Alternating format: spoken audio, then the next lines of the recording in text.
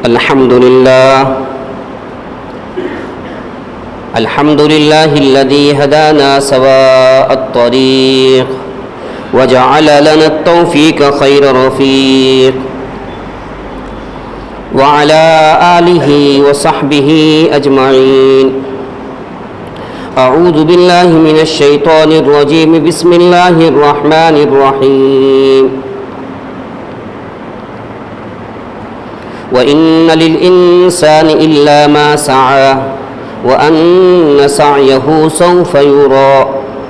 صدق الله العظيم وصدق رسوله النبي الكريم ونحن على ذلك لمن الشاهدين والشاكرين والحمد لله رب العالمين. اللهم صل على سيدنا محمد وعلى آل سيدنا محمد وبارك وسلم. اللهم صل على سيدنا محمد وعلى آل سيدنا محمد وبارك وسلم. محترم بزرگ اور دوستو،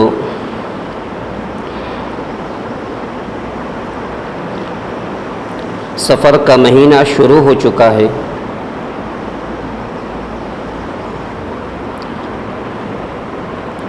قریش مکہ سفر کے مہینے کو منحوس سمجھا کرتے تھے. اس مہینے کے اندر کوئی خوشی کی تقریب، کوئی اچھا کام کرنے کو ناپسند فرماتے.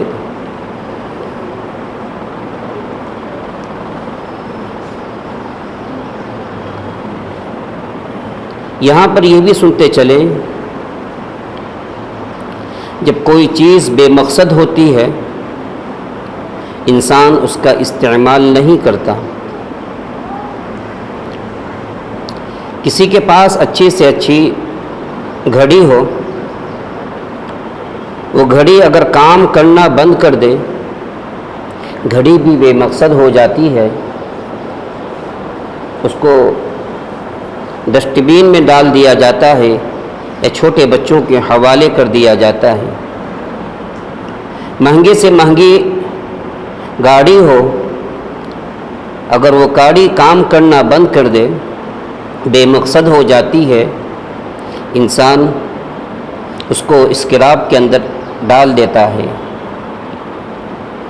دنیا کا کوئی بھی سامان ہو، کوئی بھی چیز ہو، جب تک انسان کو اس سے فائدہ ہو رہا ہے انسان اس کو کام میں لاتا ہے. جب فائدہ ملنا بند ہو جاتا ہے اس کو ہٹا دیتا ہے. دنیا کا بھی دستور ہے، اگر کسی کی ذات سے آپ کو فائدہ ہو رہا ہے تو آپ اس کی خوشامد کرتے ہیں، آپ اس کی باتیں مانتے ہیں، آپ اس کی جی حضوری کرتے ہیں. لیکن جب فائدہ ملنا بند ہو جاتا ہے انسان اس سے قطع تعلق کر لیتا ہے. انسان کو اللہ تبارک و تعالی نے پیدا فرمایا. انسان کی مقصد زندگی کیا ہے؟ انسان درخت نہیں کہ انسان کھڑا رہے. انسان درخت نہیں کہ انسان کھڑا رہے. جیسے ایک درخت کو جہاں پر لگا دیا جاتا ہے وہ درخت وہیں پر کھڑا رہتا ہے. انسان پتھر نہیں کہ انسان پڑا رہے. انسان کو اللہ تبارک و تعالی نے اشرف المخلوقات بنایا ہے. انسان کو اللہ تبارک و تعالی نے اشرف المخلوقات بنایا ہے. انسان کی مقصد زندگی یہ ہے کہ انسان ہر وقت اللہ کی یاد میں لگا رہے. نہ تو زمین کے لیے، نہ تو زمین کے لیے، نہ تو آسماں کے لیے، سارا جہاں تیرے لیے، تو جہاں کے واسطے نہیں، تو نہیں جہاں کے لیے. یعنی اللہ تبارک و تعالی نے انسان کو اپنے لیے پیدا فرمایا، انسان کو اپنی عبادت کے واسطے پیدا فرمایا. اسی لیے جب عالم ارواح کے اندر اللہ تبارک و تعالی نے انسان سے وعدہ لیا تھا، الست بربکم، اللہ تبارک و تعالیٰ نے اس وقت کہا تھا انسان سے، اے اولاد آدم، میں تجھے انسانی شرافت کا تاج پہنا کر دنیا کے اندر بھیجوں گا، دنیا کی تمام چیزوں کو تیرے لیے مسخر کر دوں گا۔ تو دنیا کی تمام چیزیں اللہ تبارک و تعالیٰ نے ہمارے لیے بنائی ہیں۔ اس دنیا کے اندر سب سے بڑا مسئلہ، شریعت کا سب سے بڑا مسئلہ اگر دیکھ لیا جائے وہ یہ ہے کہ انسان اپنے یقین کو بنانے کی کوشش کرے۔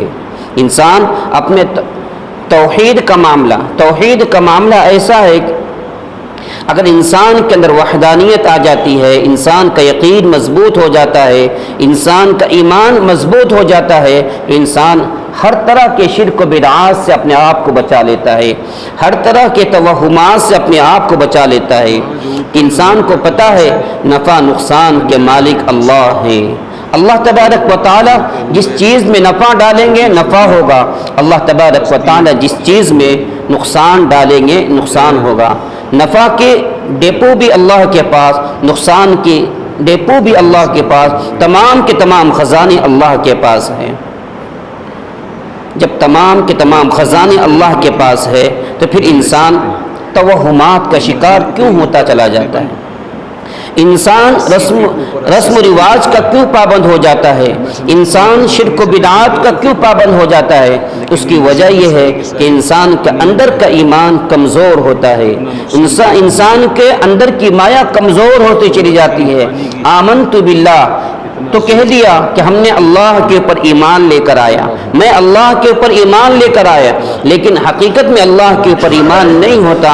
حقیقت میں انسان اپنی نفسانی خواہشات کا متمنی ہوتا ہے، انسان اپنی نفسانی خواہشات کو پورا کرنے والا بن جاتا ہے۔ اسی لیے جگہ جگہ پر اس کو ڈر، اس کو خوف لگا رہتا ہے۔ آج انسان کو خوف لگا رہتا ہے، اگر میں کماؤں گا نہیں تو اولاد کو کہاں سے کھلاؤں گا، اگر میں گھر سے باہر نہیں جاؤں گا تو میرا خرچہ کیسے چلے گا۔ اس لیے آج گھر کا ہر فرد کمانے کے اندر لگا ہوا ہے، اس لیے انسان کی زندگیوں کے اندر سے برکت ختم ہو گئی، انسان کے اندر خوف لگا ہوا ہے۔ اگر انسان کے ذمے انسان اگر اس بات کا یقین کر لے کہ کرنے والی ذات اللہ کی ہے، میں اللہ تبارک و تعالیٰ کی ذات پر بھروسہ کر کے دنیا کے اسباب اختیار کروں گا، میں رب الاسباب کے اوپر بھروسہ رکھوں گا اور اسباب اختیار کروں گا، تو انسان کے اندر اللہ کا خوف، اللہ کی خشیت پنپنی شروع ہو جاتی ہے، کہ اللہ کا خوف، اللہ کی خشیت آتی ہے۔ اسی لیے سفر کے مہینے کے اندر قریش مکہ کوئی اچھا کام نہیں کیا کرتے تھے۔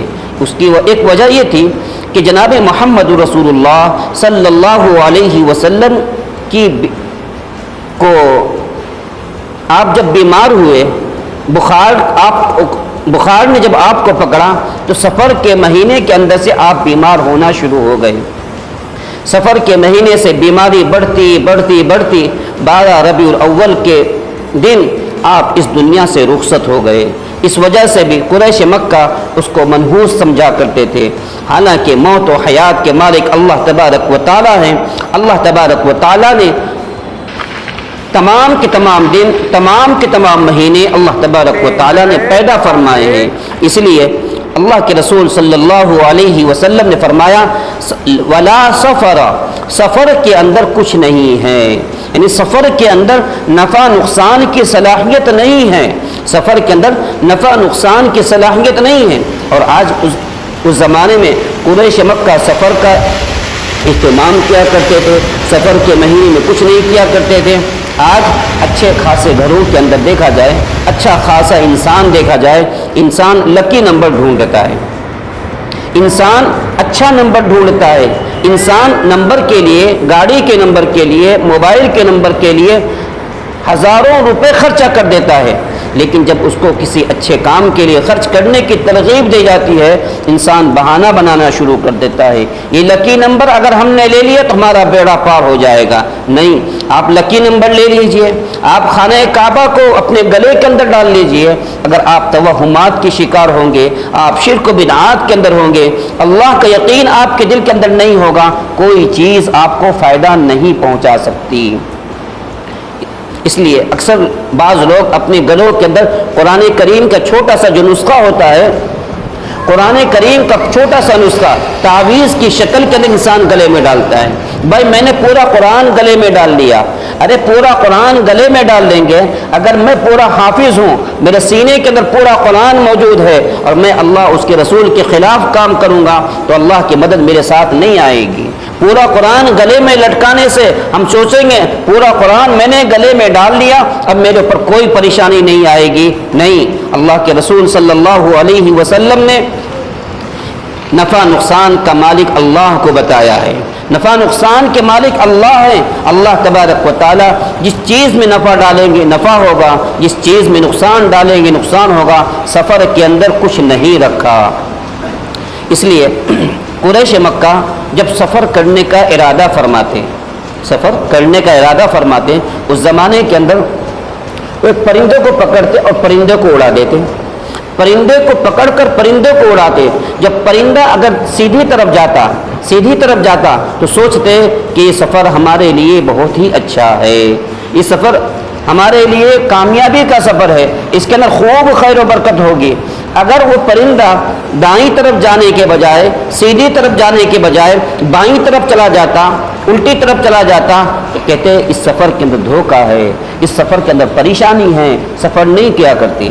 آج بھی کسی اچھے کام کے لیے, شادی کی تقریب رکھنے کے لیے, کوئی اچھے کام کے لیے ہم جا کر دن معلوم کرتے ہیں. ہم اس دن کو رکھیں, ہم اس تاریخ کو رکھیں, ہم اس دن کو رکھیں. دیکھیے اللہ تبارک و تعالیٰ نے تمام کے تمام دنوں کو پیدا کرنے والے اللہ ہیں, تمام کے تمام دنوں کے بنانے والے اللہ ہیں. اللہ تبارک و تعالیٰ نے اس چیز میں, ہر چیز میں خیر و برکت رکھی ہے. اگر ہم اس نیت سے کریں گے کہ اس دن کریں گے تو یہ ہوگا, اس دن کریں گے تو یہ ہوگا, جیسا انسان گمان رکھے گا اللہ تبارک و تعالیٰ ویسے اس کے ساتھ فیصلہ فرماتے ہیں. قریش مکہ کی عادت شریفہ تھی, میں سمجھتا ہوں کہ نچلی سطح سے 200 فٹ جب سفر کے اندر جاتے مسجد بھی ساری کی ساری راستے کے اندر جنگل بیابان جنگلات وغیرہ آتے, پہاڑی وغیرہ آتی, تو پانی کی پہاڑی آنے سے پہلے وہ لوگ پناہ مانگا کرتے تھے. پناہ کیا مانگتے تھے؟ اعوذ بعظیم ھذا الوادی من الجن, اس وادی کے جناتوں کے سردار کی ہم پناہ مانگتے ہیں. گویا ہم کسی بڑے آدمی کے پاس جاتے ہیں, ہم اس کے سامنے ہاتھ پھیلاتے ہیں, ہم اس کے سامنے جی حضوری کرتے ہیں. قریش مکہ بیابان جنگل کے اندر جب ان کا سفر ہوتا تھا تو وہ پناہ مانگا کرتے تھے, وہاں کے جناتوں کے سردار کی پناہ مانگا کرتے تھے. اللہ کے رسول صلی اللہ علیہ وسلم نے تمام کی تمام چیزوں کا انکار کر دیا. ولا سفر ولا حامہ عرب کے اندر ایک بیماری چلا کرتی تھی. اگر کوئی انسان کسی کو قتل کر دیتا, جسے ہم بولتے نا اس بھائی فلاں کی آتما بھٹک رہی ہے, فلاں کی روح بھٹک رہی ہے, آتما نقصان پہنچا رہی ہے, روح نقصان پہنچا رہی ہے, نقصان پہنچانے والے اللہ ہیں یا نقصان پہنچانے والی آتما ہے؟ نقصان پہنچانے والے اللہ ہیں یا نقصان پہنچانے والی روح ہے؟ تو قریش مکہ اس بات کو سوچا کرتے تھے. ولا حامہ, اگر کسی انسان کا مرڈر ہو جاتا, کسی انسان کو قتل کر دیا جاتا, تو اس کے بدن سے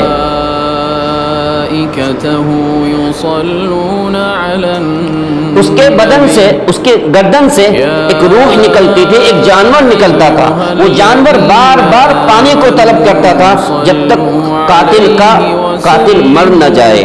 اس لیے اگر قتل کرنے والا پریشان ہو جاتا, قتل کرنے والے گھر کے حالات بگڑنے شروع ہو جاتے, قتل کرنے والا اگر بیمار ہو جاتا تو کہتے وہ حام مانے اس کو نقصان پہنچا رہا ہے. تو آپ صلی اللہ علیہ وسلم نے فرمایا نہ سفر کے اندر کچھ رکھا ہے, نہ حامہ کے اندر کچھ رکھا ہے, نہ عدوہ کے اندر یعنی بیماری کے اندر کچھ رکھا ہے.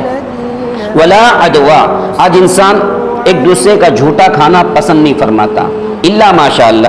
جو جماعت سے جڑے ہوئے ہیں, جن کا جماعت میں آنا جانا ہوتا ہے, جماعت میں چلت پھرت کرتے ہیں, وہ لوگ تو کھا لیتے ہیں, لیکن پھر بھی 90% الا ماشاء اللہ انسان کسی کا جھوٹا نہیں کھاتا. انسان کسی کا جھوٹا پانی پینے کو پسند نہیں فرماتا.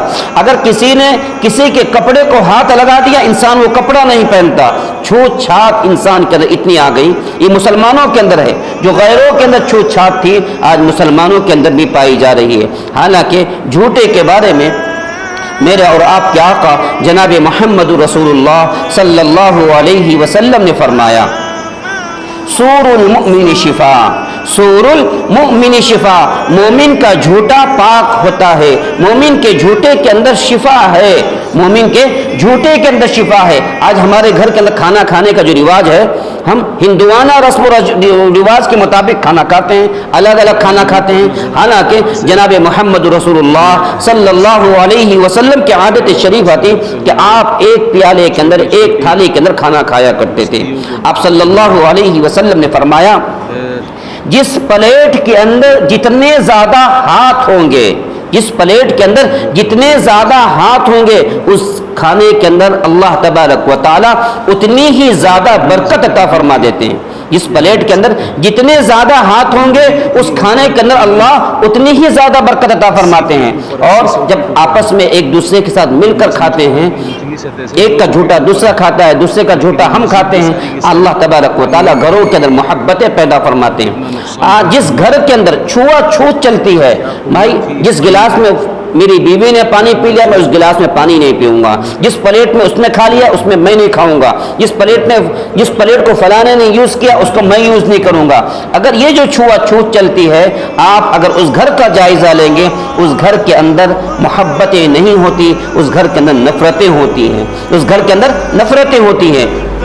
اس لیے آپ صلی اللہ علیہ وسلم نے فرمایا لا عدوا، یہ بیماری، یہ چھوت چھات کوئی چیز نہیں ہے۔ میں اللہ کے رسول صلی اللہ علیہ وسلم کا طریقہ بتا رہا ہوں، آپ کی حدیث بتا رہا ہوں، میں کوئی چینل کی تفسیر نہیں بتا رہا ہوں، بلکہ اللہ کے رسول صلی اللہ علیہ وسلم نے صحابہ کو جو کہا ہے وہ بتایا جا رہا ہے۔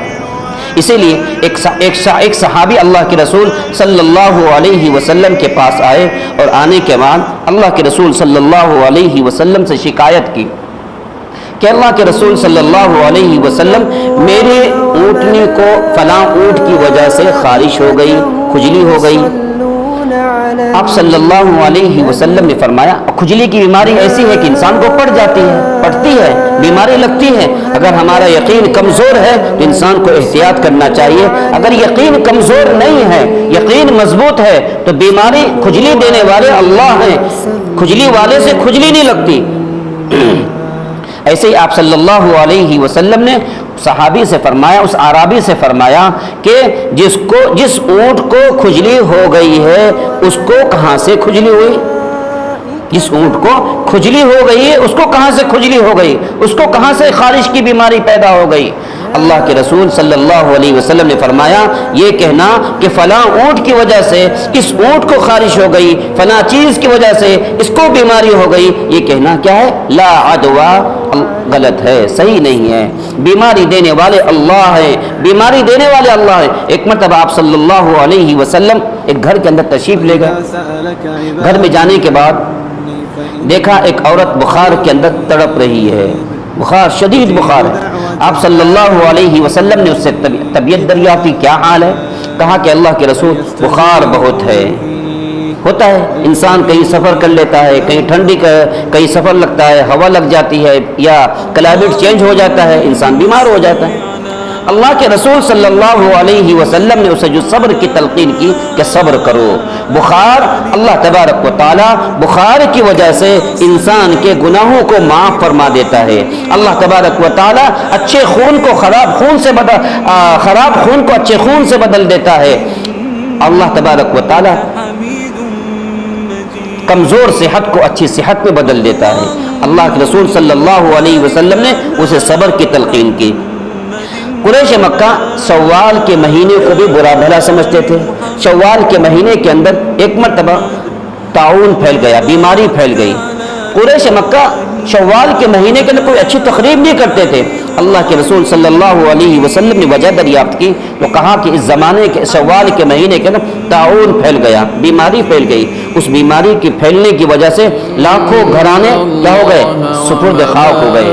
جیسے کورونا کے پیریڈ کے اندر کتنے لوگ اس دنیا سے چلے گئے، ایسے ہی طاعون کے مہینے کے اندر طاعون کی بیماری کی وجہ سے بہت سارے لوگ بیمار ہو گئے۔ اس لیے قریش مکہ شوال کے مہینے کے اندر بھی کوئی اچھی تقریب نہیں کیا کرتے تھے۔ آپ صلی اللہ علیہ وسلم نے کیا کہا؟ آپ صلی اللہ علیہ وسلم نے فرمایا کہ شوال کے مہینے کے اندر بھی کوئی بیماری نہیں ہے۔ پتہ یہ چلا میرے دوستو، انسان جو توہمات کا شکار ہو جاتا ہے، انسان شک و شبہات کا شکار ہو جاتا ہے، یہ یقین کی کمزوری اور ایمان کی کمزوری کی وجہ سے انسان ان بات کا شکار ہو جاتا ہے۔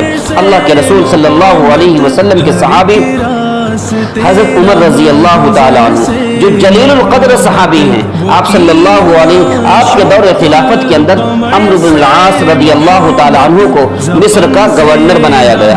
عمرو بن العاص رضی اللہ تعالیٰ عنہ مصر کے گورنر بن گئے۔ جب دریائے نیل خشک ہو گیا، دریائے نیل خشک ہونے کی وجہ سے وہاں کے لوگوں نے آ کر عمرو بن العاص رضی اللہ تعالیٰ عنہ سے فرمایا کہ اے صحابی رسول، ہمارا یہ معمول چلا آ رہا ہے کہ جب دریائے نیل خشک ہو جاتا ہے، پانی ختم ہو جاتا ہے، ہم ایک نوجوان لڑکی کو دلہن بنا کر دلہن بنا کر دریائے نیل کے حوالے کر دیتے ہیں۔ دریائے نیل کے حوالے کرنے کے بعد دریائے نیل دوبارہ شروع ہو جاتا ہے۔ کیا یہ عمل کیا جائے؟ عمرو بن العاص رضی اللہ تعالیٰ عنہ نے فرمایا، یہ عمل، یہ چیز تو میں نے جناب محمد رسول اللہ صلی اللہ علیہ وسلم سے نہیں سنی۔ تو آپ نے حضرت عمر رضی اللہ تعالیٰ عنہ کو رقعہ لکھا، خط لکھا اور دریافت فرمایا۔ حضرت عمر رضی اللہ تعالیٰ عنہ نے اس وقت ایک لیٹر لکھا، ایک چٹھی لکھی۔ یہ چٹھی حضرت عمر کے نام، حضرت عمر کی طرف سے دریائے نیل کے نام، اور دریائے نیل سے آپ مخاطب ہوئے۔ کیا مخاطب ہوئے؟ کہ اے دریا، اگر تو اپنی طرف سے بہتی ہے تو ہمیں تیری کوئی ضرورت نہیں، اگر تو اپنی طرف سے بہتی ہے تو ہم کو تیری کوئی ضرورت نہیں، اگر تو اللہ واحد القہار کی طرف سے بہتی ہے تو عمر تجھے حکم دیتا ہے کہ اللہ کے لیے تو بہنی شروع ہو جا۔ اور صحابی سے فرمایا، اس خط کو، اس رقعے کو لے جا کر، اس چٹھی کو لے جا کر دریائے نیل کے اندر ڈال دو۔ جیسے ہی دریائے نیل کے اندر وہ رقعہ ڈالا گیا، دریائے نیل بہنی شروع ہو گئی، دریائے نیل بہنی شروع ہو گئی۔ جو رسم رواج چلا آیا ہوا تھا، جو شرک چلا آیا ہوا تھا کہ جب تک عورت کو، نوشیزہ عورت کو دلہن بنا کر، نوشیزہ لڑکی کو دلہن بنا کر دریائے نیل کے حوالے نہیں کیا جائے گا، پانی نہیں بہے گا۔ لیکن حضرت عمر رضی اللہ تعالیٰ عنہ نے دریا کو حکم دیا، دریا آپ کے حکم سے اللہ کے لیے چلنی شروع ہو گئی، آج تک چلتی جا رہی ہے، کبھی بھی دریائے نیل کا پانی خشک نہیں ہوا۔ پتہ یہ چلا، وَإِنَّ لِلْإِنسَانِ إِلَّا مَا سَعَى، انسان کے لیے وہی کچھ ہوتا ہے جس کی انسان کوشش کرتا ہے۔ انسان جس چیز کی کوشش کرتا ہے، اللہ تبارک و تعالیٰ اس کو وہ چیز وجود میں لے کر آ جاتے ہیں۔ اس لیے انسان اپنا اسٹیٹس جیسا بنانا چاہے، اگر ہم چاہیں گے کہ میں مالداروں کے اندر سب سے اونچے پہ چلا جاؤں، اس کو مال کے اعتبار سے محنت کرنا پڑے گا۔ دین کے اعتبار سے اگر اپنے اسٹیٹس کو آگے بڑھانا چاہتے ہیں، دین کے اعتبار سے محنت کرنا پڑے گا۔ جیسا اسٹیٹس ہم چاہتے ہیں، اگر ہمیں چاہیے، ہمیں کون سا اسٹیٹس بنانا ہے؟ ہمیں صحابہ کو اپنے لیے مشعل راہ بنانا ہے۔ ہمیں جناب محمد رسول اللہ صلی اللہ علیہ وسلم کے طریقے کے مطابق زندگی گزارنے کی کوشش کرنا ہے۔ جیسا ہم زندگی گزارنے کی کوشش کریں گے، جیسا ہم اپنا اسٹیٹس بنانے کی کوشش کریں گے، ہمارا اسٹیٹس ویسا ہی بنے گا۔ وَإِنَّ لِلْإِنسَانِ إِلَّا مَا سَعَى، جیسی ہماری کوشش ہوگی ویسی ہی اللہ کی مدد ہمارے ساتھ ہوگی۔ اس لیے ہم سب کو چاہیے، ہم سب اچھے بننے کی کوشش کریں، اچھا انسان بننے کی کوشش کریں، اچھا مسلمان بننے کی کوشش کریں۔ کسی کہنے والے نے کیا خوب کہا ہے، آپ کے گھر کے اندر سے، میرے گھر کے اندر سے روزانہ کوڑا کرکٹ نکلتا ہے، روزانہ گندگی نکلتی ہے۔ اس گندگی کو ہم گند سمجھ کر، ہم ناپاک سمجھ کر، بدبودار سمجھ کر ہم اس کو گھر سے باہر نکال دیتے ہیں۔ روزانہ کچرا والا آ کر اس کو اٹھا کر لے کر جاتا ہے، اس کچرے کو سکھایا جاتا ہے، اس کچرے کو جب زمین کے اندر ڈالا جاتا ہے، اس گند کو جب زمین کے اندر ڈالا جاتا ہے، زمین زرخیز ہو جاتی ہے، دانا اچھا نکلنا شروع ہو جاتا ہے۔ اے انسان ذرا سوچ تو صحیح، ایک گندگی جس کو تو اپنے گھر میں رکھنا پسند نہیں کرتا تھا، جس کو تو اپنے گھر کے اندر رکھنا پسند نہیں کرتا تھا، اس گندگی کو تو نے اٹھا کر باہر پھینک دیا، لیکن وہ گندگی جب زمین کے اوپر گرتی ہے زمین کو زرخیز بنا دیتی ہے۔ اے انسان تو کیسا ہے؟ اس دھرتی کے اندر اللہ کو ناراض کر رہا ہے، اس دھرتی کے اندر توہمات کا شکار بن رہا ہے، اس دھرتی کے اوپر تو اللہ شرک اور بدعات کر رہا ہے۔ اللہ تبارک و تعالی کہ زمین بزبان حال کہتی ہے اے اللہ اگر آپ اجازت دے دے میں اس گستاخ کو، اس مشرک کو، اس توہمات کے شکار کو، اس بدعتی کو میں نگل جاؤں۔ لیکن میرے دوستو اللہ تبارک و تعالی اس کے عمل میں اپنے بندوں سے 70 ماؤں سے زیادہ پیار کرنے والا اللہ فوراً حکم نہیں کرتا۔ اللہ اگر چاہتا آج ہم سب کے سب اندھے ہوتے، ہم میں سے چاہے میں ہوں چاہے آپ ہیں، کون ایسا ہے جو بدنگاہی نہیں کرتا؟ کون ایسا ہے جو موبائل کے اوپر فحش گانے نہیں دیکھتا؟ ہم کوئی اچھی بات بھی دیکھ رہے ہیں اچانک ایسی تصویر سامنے آ جاتی ہے، ہم اگر اللہ تبارک و تعالیٰ چاہتا ہم سب کے سب اندھے ہوتے، اللہ تبارک و تعالیٰ چاہتا ہم سب کے سب لنگڑے ہوتے۔ لیکن دوستو اللہ 70 ماؤں سے زیادہ پیار کرنے والا اللہ خود فرماتا ہے یا ایھا الانسان ما غرک بربک الکریم، اے انسان تجھے تیرے رب سے کس چیز نے دھوکے میں ڈال رکھا ہے؟ اس لیے میرے دوستو ہمیں اپنے اللہ کو پہچاننا ہے، اپنے رب کو پہچاننا ہے۔ اپنے رب کو پہچانیں گے اللہ تبارک و تعالی دنیا کے اندر بھی کامیاب کریں گے، آخرت میں بھی کامیاب کریں گے۔ اس لیے تمام کے تمام شرک و بدعات سے اپنے آپ کو بچانے کی کوشش کرنا ہے، توہمات سے اپنے آپ کو بچانے کی کوشش کرنا ہے۔ کوئی چیز کچھ نہیں کر سکتی جب تک اللہ نہ چاہے۔ آمنت باللہ، ایمان لایا میں اللہ کے اوپر۔ جب ہم نے کلمہ پڑھ لیا لا الہ الا اللہ محمد رسول اللہ، اب ہمیں اس بات کی گواہی دے رہا ہے اللہ تبارک و تعالی جس چیز میں نفع ڈالیں گے نفع ہوگا، جس چیز میں نقصان ڈالیں گے نقصان ہوگا۔ اچھے نمبرات لکی نمبر لینے سے انسان کامیاب نہیں بنتا۔ لکی نمبر پر خرچ کرنے کے بجائے انسان کو چاہیے انسان غریبوں کی مدد کرے۔ لکی نمبر پر خرچ کرنے کے بجائے انسان کو چاہیے اپنے پڑوس میں اپنے بیوہ اپنے پڑوس کی مدد کرے، غریبوں کی مدد کرے، مسکینوں کی مدد کرے۔ آج مدد کے لیے بہت سارے لوگ ہاتھ پھیلا کر آپ سے بھیک مانگتے ہیں۔ روزانہ اعلان ہوتا ہے، روزانہ اعلان ہوتا ہے بھائی اللہ کے لیے مسجد کے ڈبے کے اندر زیادہ سے زیادہ رقم ڈالنے کی کوشش کریں، لیکن کسی کو ڈالنے کی توفیق نہیں ہوتی۔ لیکن لکی نمبر پر خرچہ کریں گے، اچھے نمبر پر خرچہ کریں گے، اچھا اسٹیٹس دنیا کے حساب سے اسٹیٹس بنانے پر خرچہ کریں گے، لیکن انسان اللہ کے لیے خرچ کرنے کے لیے آگے پیچھے سوچنا شروع کر دیتا ہے۔ اس لیے ہم سب کو چاہیے ہم سب اللہ تبارک و تعالیٰ نے جو مال دے رکھا ہے، اللہ نے جو جان دے رکھی ہے، یہ اللہ کی دی ہوئی امانت ہے، اس کو صحیح طریقے سے خرچ کرنا چاہیے۔ اس لیے بیجا فضول خرچی سے انسان کو بچنا چاہیے۔ اللہ تبارک و تعالیٰ فرمایا ان المبذرین کانوا اخوان الشیاطین، فضول خرچی کرنے والے شیطان کے بھائی ہوتے ہیں۔ گھر کے اندر آج ہر انسان اپنے گھر کا سروے کر لے کہ بھائی ہم اپنے گھر کے اندر فضول خرچیاں کتنا کرتے ہیں۔ اتنا ہم فضول خرچے ہمارے گھروں کے اندر ہوتی ہے، اس سے کسی بیوہ کا گھر چل سکتا ہے، اس سے کوئی یتیم پڑ سکتا ہے، اس سے کوئی کسی کی شادی ہو سکتی ہے، لیکن انسان اس کی کوشش نہیں کرتا۔ اللہ تبارک و تعالیٰ نے فضول خرچی کرنے والوں کو شیطان کا بھائی بتایا ہے۔ اس لیے ہم سب کو چاہیے ہم سب اپنے آپ کے ایمان کو مضبوط بنانے کی کوشش کریں، سچے اور پکے مسلمان بننے کی کوشش کریں۔ اللہ ہم سب کو کہنے سے زیادہ عمل کرنے کی توفیق عطا فرمائے۔